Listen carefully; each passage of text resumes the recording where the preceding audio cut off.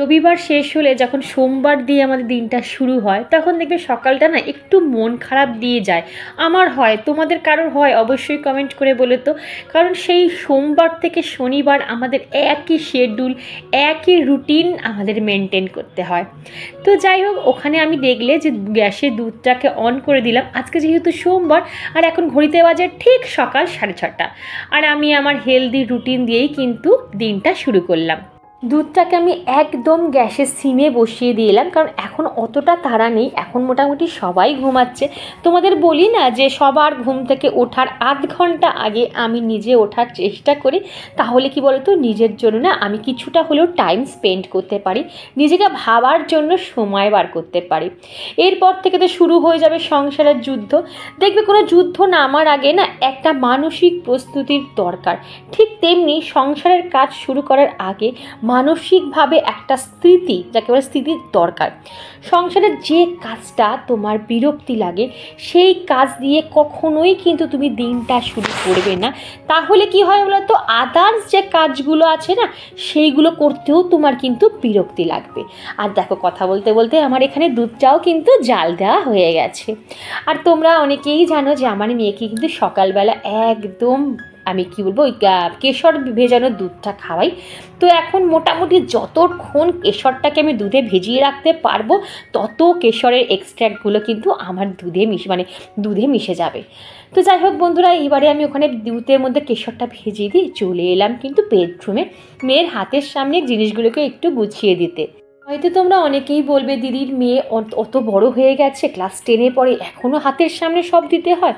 কি জানো তো বন্ধু, আমার মেয়ে কিন্তু অনেক ছোটোবেলা থেকে সেলফ ডিপেন্ডেন্ট, ও সব কিছু করতে পারে। কিন্তু আমার যেন কোথায় মনে হয় যে আজকালকার বাচ্চাদের এত স্ট্রেসফুল লাইফ একটা, সেই রাত সেই 2টোয় হয় 1:30-2 অবধির শোয়, আর সেই সকালবেলায় ওঠে। তার মধ্যে সারাদিন দেখো ওদের যদি শিডিউল দেখো, এতটুকু কিন্তু ওরা রেস্ট পায় না। হয়তো স্কুল থেকে এলো, কিছুক্ষণ খেলো দিলো, স্নান করলো, আবার পড়তে চলে গেল। অনেক সময় তো বিকেল থেকে রাত অবধি 2-3টে করে টিউশন থাকে। এরপর যদি ওদের নিজেদের জিনিস সব খুঁজে খুঁজে বার করে নিতে হয়, তাহলে ভাবো তো ওদের স্ট্রেস লেভেলটা কোথায় যাবে বন্ধু।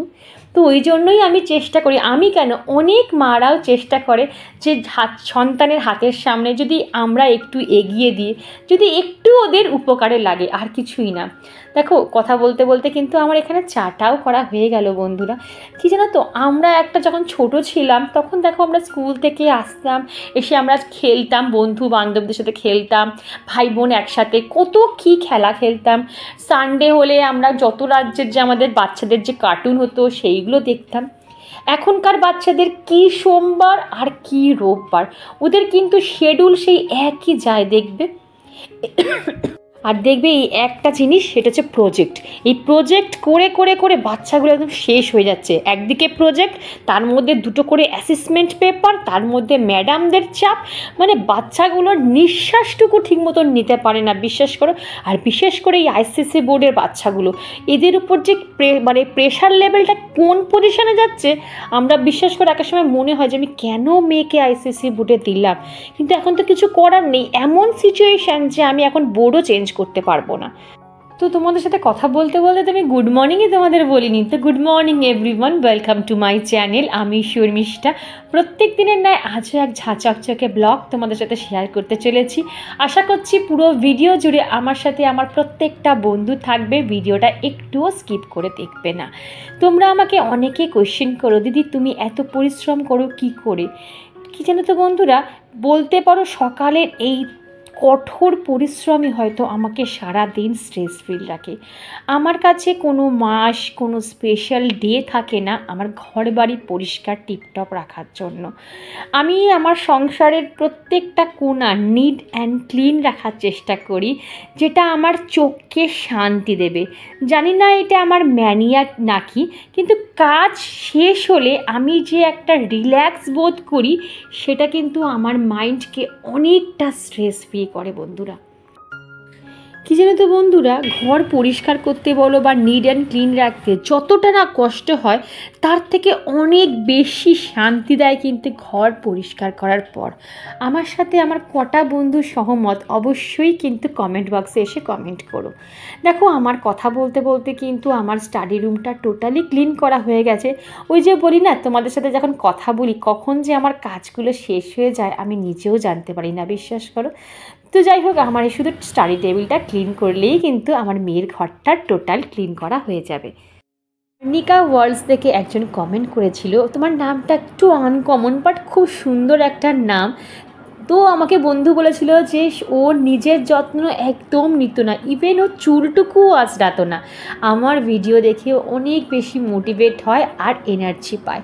Thank you so much dear. শুধু তুমি না, আমাকে অনেকে কমেন্ট করে বলো দিদি এখন আমরা আধ ঘন্টা নিজের জন্য সময় দিচ্ছি, নিজেকে ভালোবাসতে শিখেছি তোমার ভিডিও দেখে। বিশ্বাস করো, আমার আর না ভগবানের কাছে আর কিচ্ছু চাহিদা নেই। তো কিছু কিছু বন্ধুর আজকে নাম বলি, সব বন্ধুর নাম তো একটা ভিডিওতে নেওয়া যায় না। যেমন ভারতী দি, জিনিয়া, তপতি দি, সুমন্ত্র সেনাপতি আইডির থেকে তোমার নামটা একটু যদি বলো ভিডিও মানে কমেন্টে, তাহলে ভালো হয়। তারপর হচ্ছে সাকিনা, শোভনা রয়, গীতা, তারপর লিলিমা মাইতি, সোমা বলে অনেকে আমাকে কমেন্ট করো। টাইটেল শুধু আলাদা হয়, পিয়ালি, আফরিন, মৌসুমি দি বলে আমার অনেক দিদি আছে, আবার অনেক বোন আছে, কৃষ্ণা, নমিতা, তারপরে হচ্ছে অপর্ণা, আর কোনো নাম যদি কৃষ্ণা, আমি তো বললাম মোটামুটি যে কটা নাম, জিনিয়া, অনুরাধা তুমিও খুব সুন্দর সুন্দর কমেন্ট করো ডিয়ার। আমার ভীষণ ভালো লাগে তোমাদের কমেন্ট পড়তে। আমি প্রত্যেকের কমেন্ট না খুব যত্ন সহকারে পড়ি, বিশ্বাস করো। তোমরা যেমন আমার কাজ দেখে মোটিভেট হও বা আমার কথা শুনে মোটিভেট হও, আমি ঠিক সেম তোমাদের কমেন্টগুলো পড়ে কিন্তু আমি অনেক বেশি মোটিভেট হই নতুন একটা ভিডিও বানানোর জন্য। কথা বলতে বলতে আমার সব ডাস্টিং ক্লিনিং কমপ্লিট হয়ে গেছে। চলে এসেছি বন্ধুরা রান্নাঘরে। আজকে করব মোচা, বাট সেটা নিরামিষ, মানে কি চিংড়ি মাছও দেবো না, ছোলাও দেবো না, দুটোর মধ্যে একটা ইনগ্রিডিয়েন্টসও আমার কাছে নেই। একদম পেঁয়াজ, রসুন, আদা, জিরে বাটা দিয়েই করব আজকে মোচা। আর এখানে করব উচ্ছে কুমড়ো বটি। তারপরে আমি আজকে কচুর দম করব, সবই তোমাদের সাথে শেয়ার করব। আগের দিন ব্লগে আমি বলেছিলাম বিউলির ডাল আর অরহর ডাল দুবার, মানে একটা রান্নাকে আমি দুবার, একবার বিউলির ডাল বলছি আর একবার অরহর ডাল বলছি। ঠিক ধরেছো, তোমরা যে আমার ব্লগ দেখো না, এর তার প্রমাণ যে তোমরা ঠিক ধরে নাও আমার কথাগুলো। অ্যাকচুয়ালি কী বলতো, যখন ভয়েস ওভার দিই না তখন মাঝে মাঝে গন্ডগোল হয়ে যায়, মনে থাকে না কি বলছি, কেন অনেকটা রাত হয়ে যায় তো বুঝতেই পারছো। তো ওটাও কিন্তু বিউলির ডাল ছিল, আর আজকে যেটা করব সেটাও বিউলির ডাল। আর এই বিউলির ডাল আর অরহর ডালটা না আমার মধ্যে খুব মানে মিশে যায়। বিশেষ করে আমি না মাঝে মাঝে ভুলেই যাই, বিউলির ডাল করে বলি অরহর ডাল আর অরহর ডাল করে বলি বিউলির ডাল। তো যাই হোক বন্ধুরা, তো এখানে দেখো আমি উচ্ছে কুমড়ো বটিটা বসিয়ে দিয়েছি আর একটু কাঁচা লঙ্কা ফাটিয়ে দিচ্ছি। আর ওখানে দেখো মোচার জন্য আমি কি দিলাম, তোমার হচ্ছে যে পেঁয়াজ ফোড়ন দিয়েছি, একটা গোটা গরম মশলা ফোড়ন দিয়েছিলাম, শুকনো লঙ্কা ফোড়ন দিয়েছি। আর এখানে দেখো মোচাটা মোটামুটি হচ্ছে, দুটো কড়াই বসিয়ে দিয়েছি। যা পরিমাণে গরম, যত তাড়াতাড়ি কাজ মানে রান্নাঘর থেকে বেরোনো যায় তত মঙ্গল। আর কথা বলতে বলতে দেখো আমার ডালটাও কিন্তু এখানে ফোড়ন দেওয়া হয়ে গেল। আগের দিন তো শেয়ার করেইছিলাম যে বিউলির ডাল কিভাবে করি, সেম প্রসেসেই কিন্তু আজকেও আমি বিউলির ডালটা করেছি। মোচাটা চিংড়ি মাছ, ছোলা দুটো ছাড়াই এক্সিলেন্ট খেতে হয়েছে, বিশ্বাস করো। আমার নিজের রান্নার তারিফ কিন্তু কেউ না করুক, আমি করি, কারণ এই গরমে যে আমি এখানে দাঁড়িয়ে রান্না করছি, আমি নিজেকেই নিজে পিঠ চাপড়ে বাহব। আর দেখা কথা বলতে বলতে আমার মোচার ঘন্টটা কিন্তু পুরোপুরি কমপ্লিট হয়ে গেছে। আর এখানে আমি বিউলির ডালটা নামাবো তার আগে কিন্তু একটু জিরে আর আদা বাটা দিলাম, আর সামান্য পরিমাণে একটু হিং দিয়ে দেবো। আর এখানে দেখো কচু আর আলুটা বসিয়ে দেবো, কচু আলুর দম করবো, সেটা কিন্তু রাতের জন্য। আর ডালটাকে দুটো বাটিতে ভাগ করে নিলাম, একটা রাতের জন্য আর একটা সকালের জন্য। তো ব্যাস আমার এখানে ডালটাও তৈরি হয়ে গেছে। আর এখানে আমি যেহেতু কচুর দমটা করব বন্ধুরা, একদম যেহেতু রাতের জন্য করছি, রাতে যতটা পারি আমি লাইট মশলা দিয়ে রান্না করার চেষ্টা করি। একদম কি বল, পেঁয়াজও দিইনি ফোড়নে, দেখো আদা বাটা, একটু জিরে বাটা দিয়েছি, আর কাশ্মীরি মির্চ, হলুদ, নুন, পরিমাণ মতন চিনি আর একটু কাঁচা লঙ্কা ফাটিয়ে দিয়েছি। ব্যাস এই দিয়েই করব, কোনো গরম মশলা দেবো না, কোনো ঘি দেবো না, কিচ্ছু দেবো না। আর কচুটা আলুটা তোমাদের বলেছি কি না খেয়াল নেই, যে একটু ভাপিয়ে নিয়েছিলাম। আর ভাপিয়ে নিলে কি হয় বলো তো, তরকারির টেস্টটাও দেখি খুব সুন্দর আসে, আর তাড়াতাড়ি রান্নাটাও কিন্তু হয়ে যায়। আর আমার এদিকে রান্না বান্না কমপ্লিট হয়ে গেছে বন্ধুরা। রান্না কমপ্লিট হয়ে যাওয়ার পর প্রত্যেকটা দিন আমি যত আমার মশলার গৌটো আছে সব কিন্তু একবার করে একটু ন্যাকড়া দিয়ে ভালো করে মুছে নিই। যেহেতু আমার চিপ নেই, তো যেখানেই হাত দেবে সেখানেই তেল চিটে বেরোয়। বিভৎস ওয়েদার বন্ধুরা, কি বলবো, না হচ্ছে বৃষ্টি, না হচ্ছে কিছু, পুরো গুমড়ে হয়েছে। কালকে এত বৃষ্টি হলো, আজ থেকে সেই ভ্যাপসানি গরম। এইবারে বর্ষাটা ঠিক মতন হলোই না, মনে হয় বর্ষা কি এবারে আসবে না নাকি কে জানে। তো লাগছে গরম, বাপরে বাপ, টেকা যাচ্ছে না, ঘেমে পুরো স্নান হয়ে যাচ্ছে জানো। আমার মোটামুটি রান্না কমপ্লিট হয়ে গেছে, একটু বেরিয়েছি গো, নাহলে পাচ্ছি না, মানে বেরিয়েছি মানে বাইরেটা এলাম, পারা যাচ্ছে না। আর কী বলতো, যখন আমি রান্না করি না, আমার ডাইনিংয়ের ফ্যানটা আমি চালাতে পারি না, কারণ তাহলে কী বলতো পুরো ওই তেল কালিগুলো না ডাইনিংয়ের সব ফার্নিচারগুলো পুরো চিটচিটে হয়ে যায়, আমাকে ডেলি ক্লিন করতে হয় জানো। তো ওই জন্য ফ্যান অফ করেই কাজ করি জানো তো, পাচ্ছি না, পুরো ঘেমে স্নান হয়ে গেছি। তো আজকে আবার রান্না কচুর দমটা করে রেখে দিলাম, আর রাতে দেখি মুড়ি হোক কি রুটি হোক, কী দিয়ে হাজব্যান্ড খাবে সেটা করে নেওয়া যাবে। একটা কিছু করে রাখলে না একটুখানি রিলিফ পাওয়া যায় তো, কিন্তু সব কিছু করা যায় তখন এডিট করতে গেলে আমার অনেকটা রাত হয়ে যায়। আর শরীরটা এতটা পরিমাণে খারাপ লাগছে কী বলবো বন্ধুরা। কালকে শুয়েছি, মেয়ে আর আমি প্রজেক্ট করে 2-3 দিন ধরে প্রজেক্ট করতে 2:30-3টে বেরিয়ে যাচ্ছে। তারপরে মেয়েটারও সেম, ওই আর কি ঘোড়ার ডিমের প্রজেক্ট, সত্যি কথা বিশেষ করে মাথায় ঢোকে না। প্রজেক্টের জন্য পড়া হ্যাম্পার হয়, শরীর খারাপ হয়। তো যাই হোক, আমি আর মেয়ে করলাম প্রজেক্টটা, বসে করলাম, কেন ও একা করছে, আমার নিজেরই খুব খারাপ লাগছে। আমি বললাম দেখ একটু আমি বাইন্ডিংগুলো করে দিই। তো ওইটা করলাম, ওই 2:30 কি 2:45 কমপ্লিট হয়ে তারপর শুলেই তো ঘুম আসে না, তো শুলাম। তারপরে আমার হাজব্যান্ডও বোধহয় চলে এলো জানো তো। তো যাই হোক, তারপরে ওই আবার সকালবেলা উঠে যেতে হয়, তুই তার 10টা অবধি ঘুমাতে পারবে না, স্কুল আওয়ার। আবার সে সকালে উঠে গেছে, তারপর থেকে সারাটা দিন এত ঝিমানি লাগছে, এত শরীরটা খারাপ লাগছে না, বলছে পড়ে যাবো। মেয়েটারও সেম, সকালে উঠে বলছে মা আমার চোখ খুলছে না, এত গরম লাগছে, মানে এত ক্লান্তি লাগছে। তো যাই হোক, চলো বন্ধুরা আবার পরে কথা বলতে এর সাথে। বন্ধুরা কচুর দাম মোটামুটি হয়ে এসেছে, আবার নামাবো। দেখি 1 ফোঁটা 3-4টে লঙ্কা দিলাম, কিন্তু এতটুকু মানে কি বলবো ঝালই হলো না। লঙ্কাগুলো এখন ঝাল নেই কেন কে জানে, কোনো ঝাঁঝ নেই, কিচ্ছু নেই। ওই জন্য একটু গোলমরিচের গুঁড়ো দিয়ে দিলাম জানো তো, গোলমরিচের ঝাঁঝে তাও একটু খাওয়া যাবে। ঝাল না হলে কী বলতো, এই কচুর দম তো একদম ভালো লাগে না। আর আমার একদম ভালো লাগে না গো বন্ধুরা, এই কচুর দম আমার একদম কেমন যেন হড়হড় করে। আমি বিউলির ডালও খেতে পারি না, আর এই কচুর দমও একদম খেতে পারি না, কীরকম বিভৎস লাগে আমার খেতে গেলে। কিন্তু যদি আমি হাজব্যান্ডের সামনে বলি তো ব্যাস চেঁচিয়ে মানুষ খেতে পারে না, আবার বলছো খাওয়া যায় না। এই হচ্ছে ব্যাপার জানো তো, খেতে হয় মুখ বুঝে। আর আমার মেয়েও আবার ওই অরড় মানে বিউলির ডালটা, ওই যেটা হড়হড় করে, ওটা একদম মানে বিউলির ডাল আর অরড় ডাল শুধু গুলিয়ে যায়, একদম খেতে চায় না। ও অরড় ডাল খায়, মুগের ডাল খায়, মুসুর ডাল খায়, কিন্তু ইয়ের খেতে চায় না, মানে ওই বিউলির ডালটা একদম খেতে চায় না। কি করবো বলো, একজনের জন্য আবার মুসুর ডাল, এর জন্য বিউলির ডাল, ওর জন্য অরড় ডাল, সম্ভব বলো তো করা? তো যা হবে হবে, যদি সেরকম হয় রাতের বেলা একটু ডাল সেদ্ধ বসিয়ে দেবো। তো চলো এবার আমি রান্নাঘরটা পরিষ্কার করে নিই, রান্নাঘরটা পুরো এক হাঁটু হয়ে আছে, এবার রান্নাঘরটা ক্লিন করে তারপরে আবার খুব স্নানে যাবো। এই তো বন্ধুরা আমার রান্না বান্না কমপ্লিট হয়ে গেল, যেটুকু সিঙ্কে বাসন আছে সেই কটা মাজবো, আর একটু রান্নাঘরটা পরিষ্কার করলেই কিন্তু আমার রান্নাঘরের কাজ কমপ্লিট হয়ে যাবে। চেষ্টা করি বন্ধুরা প্রত্যেকটা দিনই এইভাবেই আমার রান্নাঘরটা পরিষ্কার টিপটপ রাখার, কারণ রান্নাঘর যত পরিষ্কার টিপটপ রাখবে তত তোমার রান্নাঘর কিন্তু পোকামাকড়ের হাত থেকে মুক্তি পাবে। তাও কিন্তু 2-1টা পোকামাকড় যে কোথা থেকে আসে বন্ধুরা জানি না। আর দেখো সবচেয়ে বড় কষ্টের এই একটাই জিনিস হয় যে আমাকে এই ফ্লোর মানে টাইলসের ওপর উঠে এই এক্সস্ট ফ্যান পরিষ্কার করা বলো, তারপর আমার যে কোকারি সেটের জায়গা ইউনিটটা আছে সেই জায়গাটা পরিষ্কার করে কিন্তু একটু চাপের হয়ে যায়। আগে না ডেলি করতাম, এখন একদিন গ্যাপে করি, আর পারি না গো বন্ধুরা। আর যাই হোক, এখানে আমি একটু আমার বলেছি না সারাদিনের মধ্যে একটা পাতা আমাকে লিখতেই হবে, না হলে আমার দিনটা পুরো ইনকমপ্লিট থাকবে।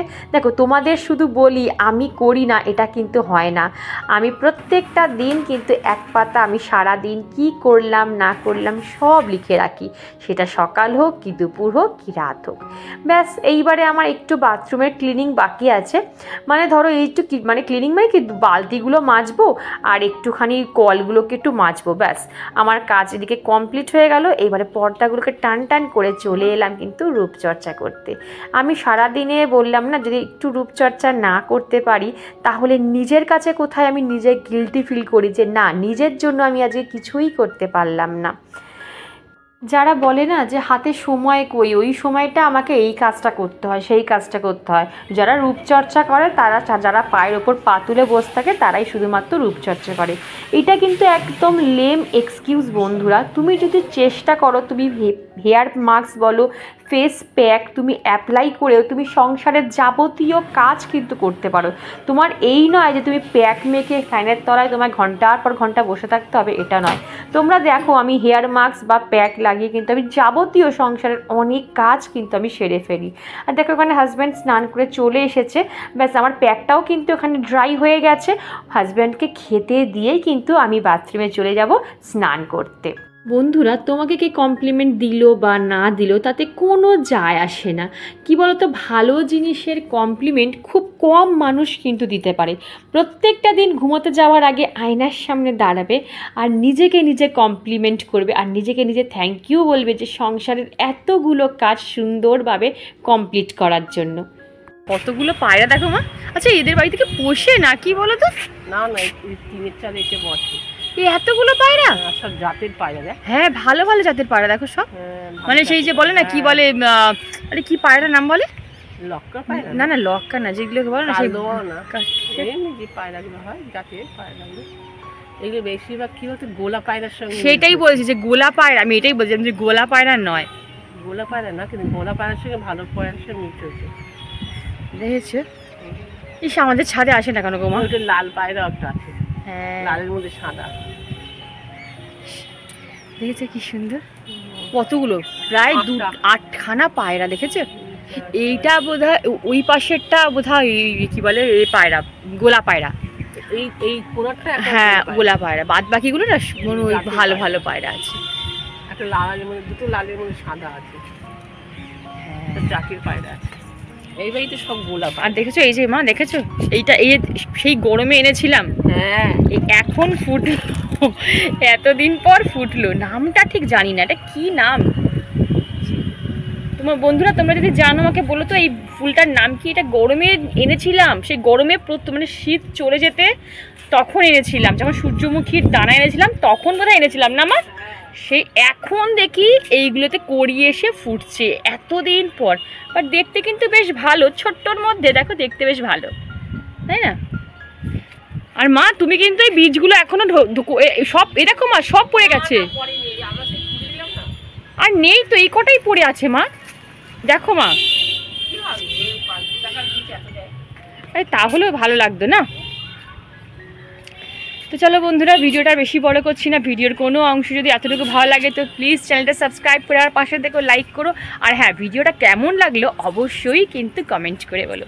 আজকে এইটুকুই, আবার কাল দেখা হবে নতুন একটা ইন্টারেস্টিং ব্লগ নিয়ে।